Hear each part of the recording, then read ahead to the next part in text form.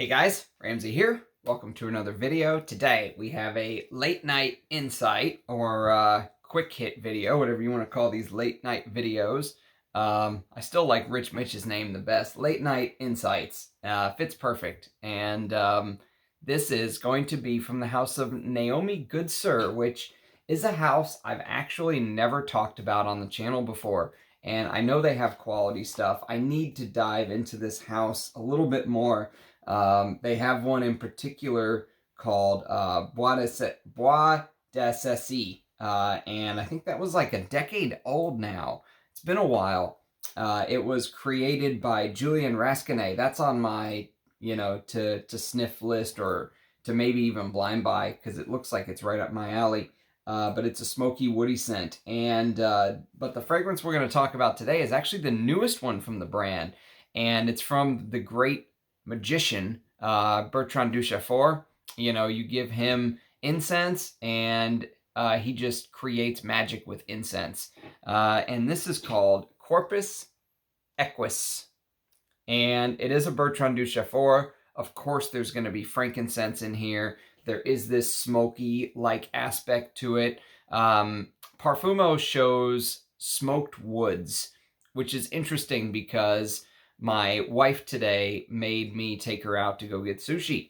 And so we went in the car and we're sitting there and she's going, man, it smells like a cigarette in here. And I just kind of let it go for a little while. I didn't say anything and she was like sniffing her clothes like, did I like not wash these? And I was like, could it be my fragrance? And she sniffed it and she was like, oh yeah, you smell like an old bar. She was like, if you want to smell like a bar, that's the fragrance. And I said, a bar? What do you mean a bar? She's like, a bar where people smoke and you get the wood from the bar. And I was like, huh, I never got cigarette smoke from this. But that's what she said. So to me, it's more this, it opens up with this like smoked barbecue leather accord. And the smoke comes from the birch because there's birch in here, there's cedar, and there's some other types of wood, some smoked wood accord, which I'm not familiar how that note is used in, how they create that note in mainstream perfumery like this. I know Russian Adam and I did an interview before where he talked about how they create this smoked patchouli accord where they actually just, whenever they distill it at very high temperature. So it's almost like it does kind of burn it. And, he was saying it's a very easy trick to create that smoked patchouli accord when you're distilling it. But as far as how a brand like Naomi Goodsir would create this smoked wood accord, Bertrand Duchefort probably has like a mixture of different ingredients that he uses. It doesn't actually say what is used, but I know birch is a major player here. And interestingly enough, so this came out in 2021, and the notes are rose, amber, smoked wood, birch, cedar, leather, frankincense, musk, and patchouli. And I'll talk a little bit more about the fragrance further, but I will tell you there was another fragrance that I reviewed on my channel recently that I want to get a full bottle of, and it's called Amouage Silver Oud, Opus 13 Silver Oud. And at first glance, you wouldn't think that these two have very much in common, but what's really interesting about it is that this is like this smoked leather with woods. This is like a smoky oud with cypriol, and so it's like this birchy. In the dry down, lots of smoke comes out in silver oud. In the top, you actually do get this very realistic oud. It feels like they're using real oud in here, but you also get lots of cypriol. And so it's cypriol with oud. And, it's interesting because I draw a comparison between the two. It's like leather with smoke, and it's like oud with smoke. And sometimes, these oudy fragrances can come across a little bit leathery as well. And so just an interesting thought that kind of popped in my head. Maybe it's the synthetic molecules that these perfumers are using to create that smoked, that birchy, smoky accord, because real birch tar is pretty much, you're not going to use real birch tar in a fragrance like this. And even the birch tar whatever they call it, you know, the properly distilled, or the, you know, the birch tar that IFRA does allow them to use, they can only use a very small percentage. So there's probably other tricks that these perfumers are using, or other, let's say, molecules from the big oil houses.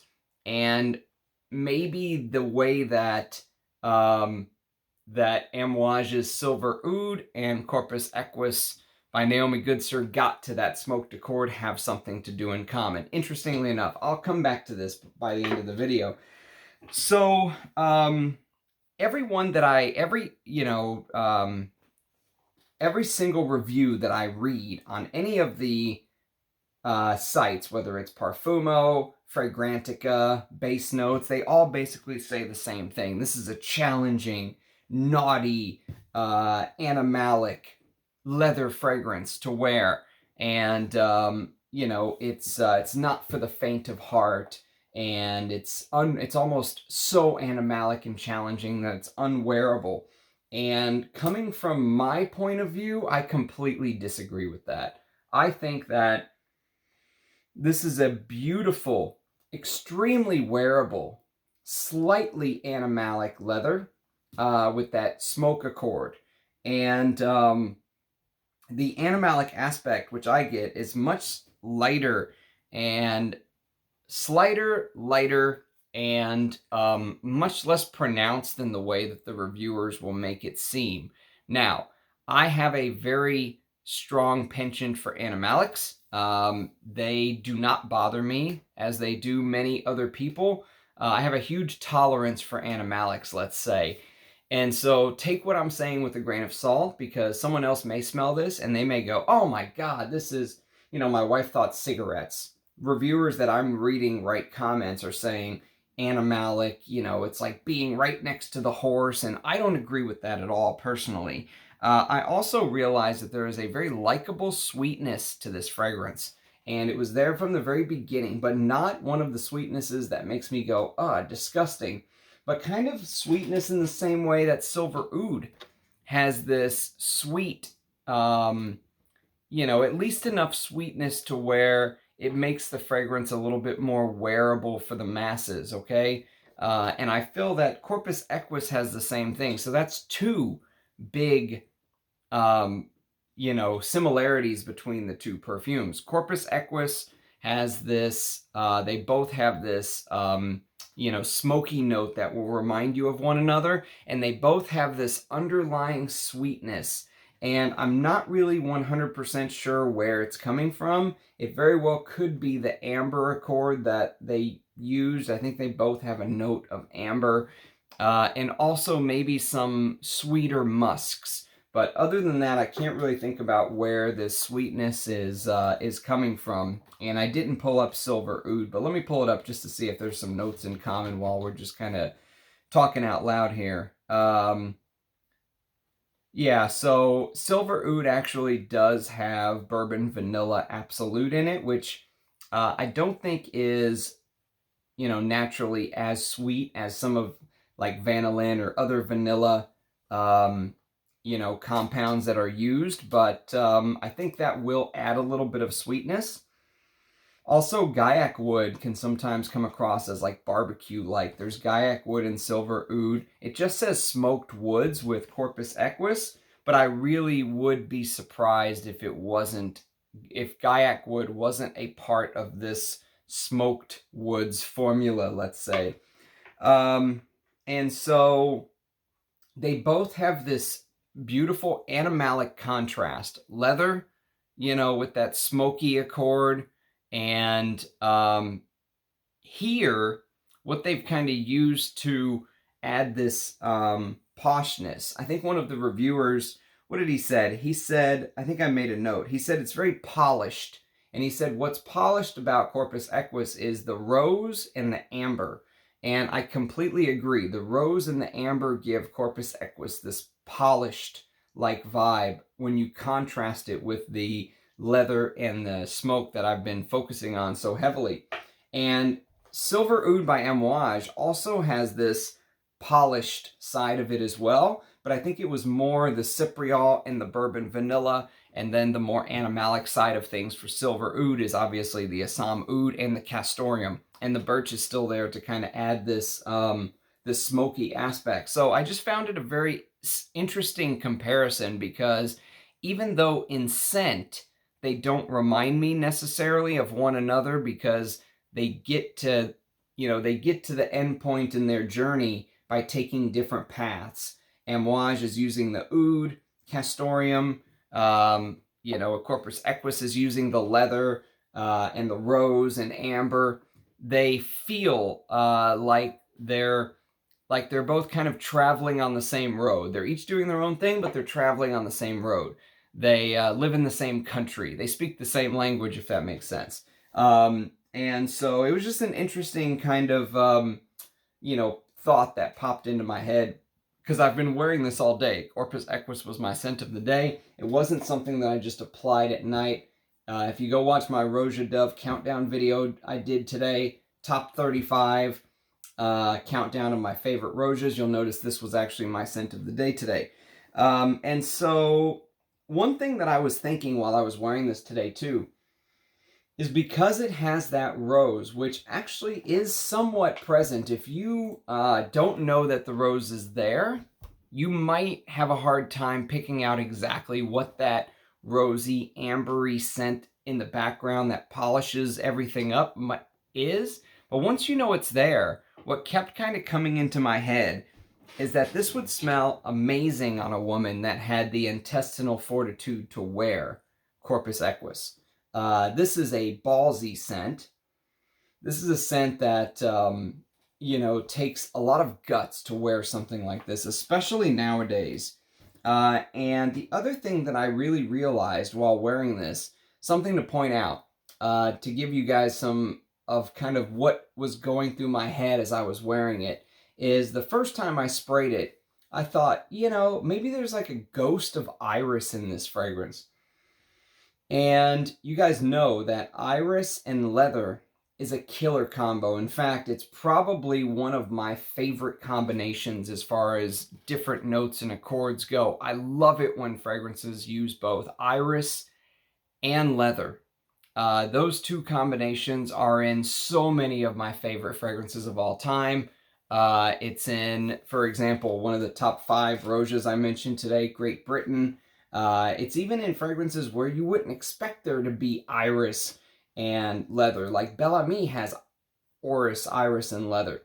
And so, it's something that my brain kind of picked up on. And I looked at the notes and I was like, maybe I'm just crazy. I don't see any iris note listed. There's no orris. There's nothing like that. Just let it go. But when I reapplied it again, because the way I wear my fragrances is I usually will start by the inside of my collarbones. In the mornings, I'll spray, and then I'll hit my left hand. And then round 2, I may do right here on my neck or on the behind my ears, and then this hand, right? And then, so I'll reapply so I can still experience the dry down, but also re-experience the opening. And when I resprayed it, I got a huge hit of iris. I was almost 100% certain that there was iris in this fragrance. And the iris,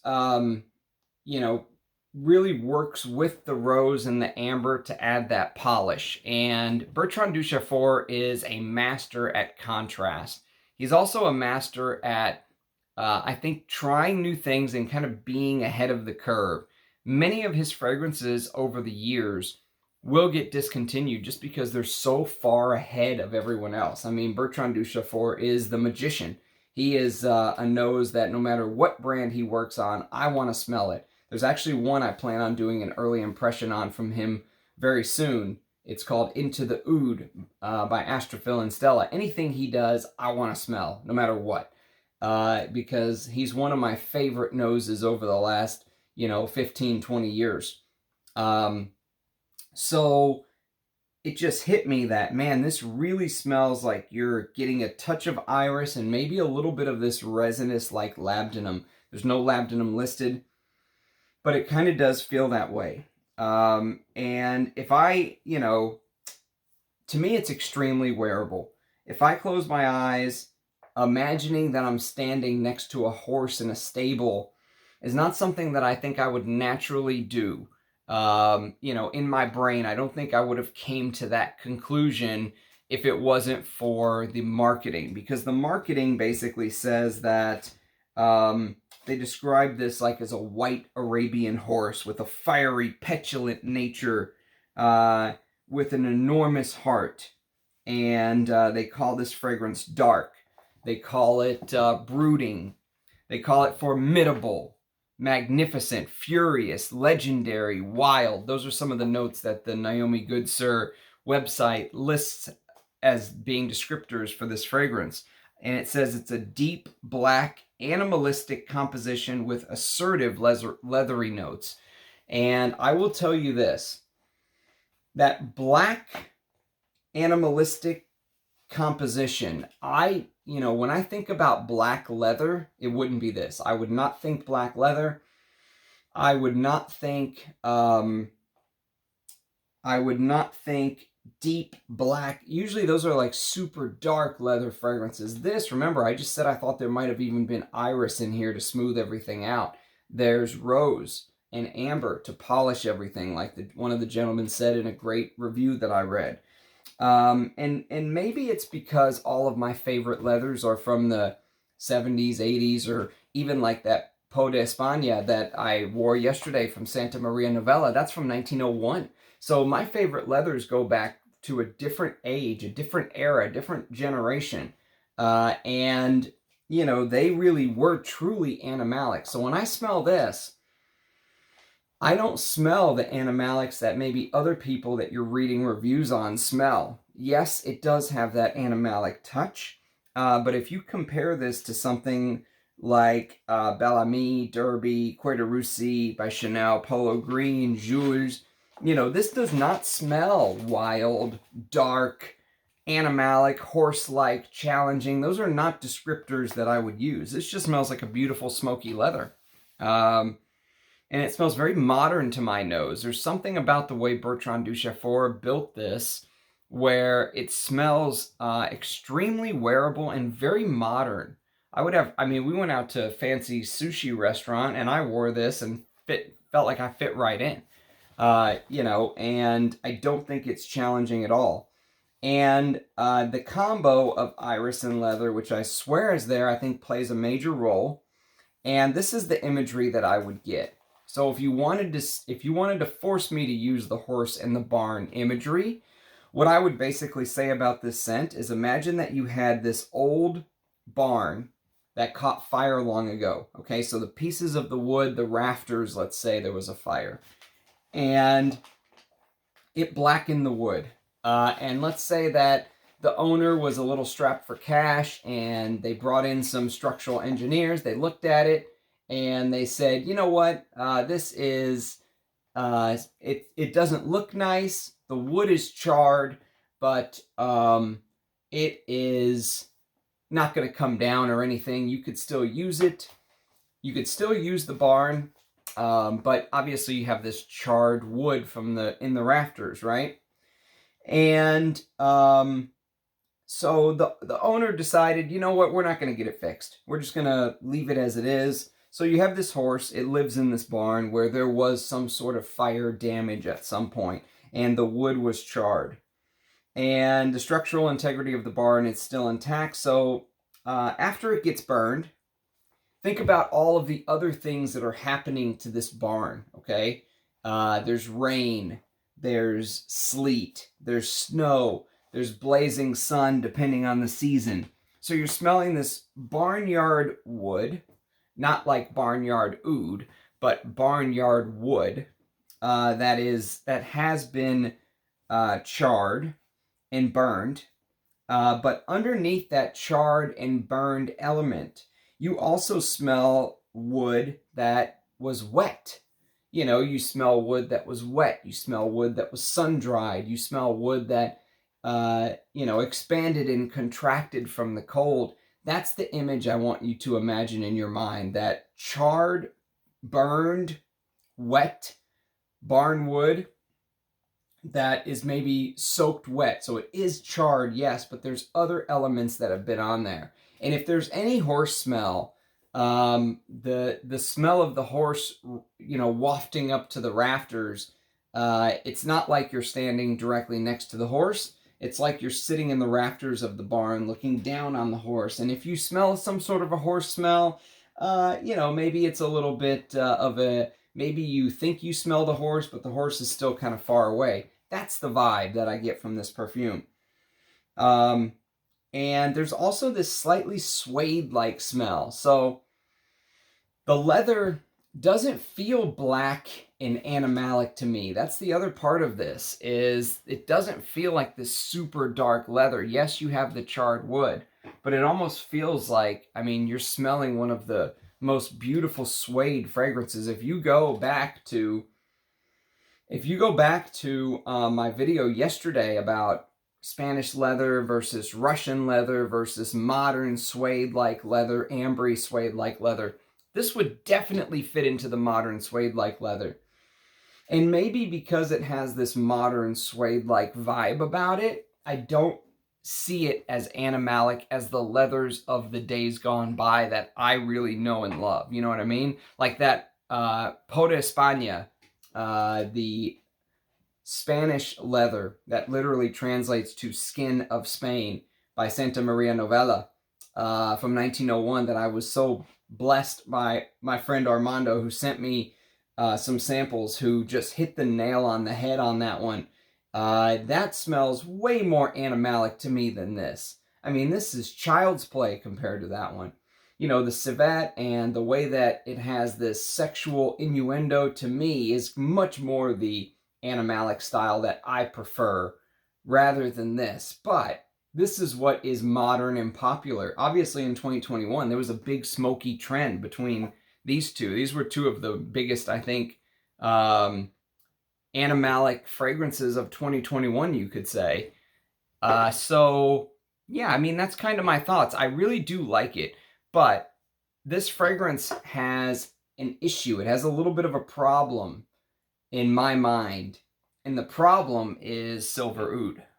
Because this does everything this does for me, but it does it better. This is the one that I want. This is the one that I crave. I mean, silver oud is the one that, if I have a limited amount of money and I had to buy one, this is the one that I'm buying the full bottle of.